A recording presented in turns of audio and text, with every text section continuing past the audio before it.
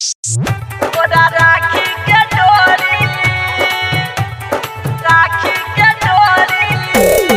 DJ मुन्ना उठाई छो। आप सुन रहे हैं गायक रूपम सिंह को जिसकी बाजार मधुबनी। तोरा राखी के डोरी पहिल जुलुज बुझाई छो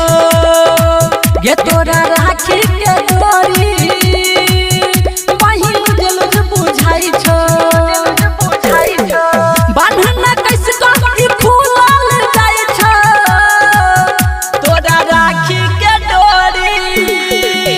पहिल जुलुज बुझाई छो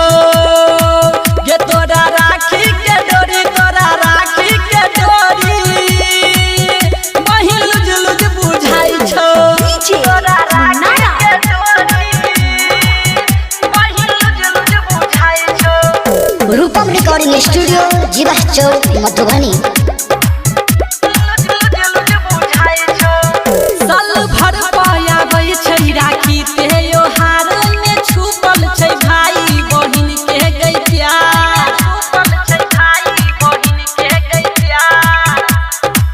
हो साल भर पायाबै छै राखी त्योहार में छुपल छै भाई बहिन के गई प्यार राखी बन्हाई गे बहिन ले कि तू पहाड़ आई देबो मगदी नहीं रखब उधार छियौ हम भूखल नहीं तोरा कब सुधाई छो तोरा राखी के डोरी गे पहिल जुलुज बुझाई छो गे तोरा राखी के डोरी तोरा राखी के डोरी पहिल जुलुज बुझाई छो DJ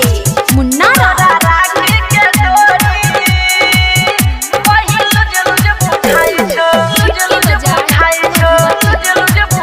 presented by Golgi Music.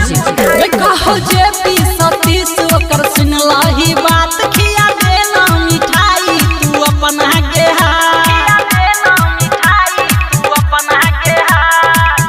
कहो जे पी सतीश ओकर मानलही बात खिया देना मिठाई गई अपना तुहा गे बहिन राखी के त्योहार हम रखब इलाज नहीं आबह देबो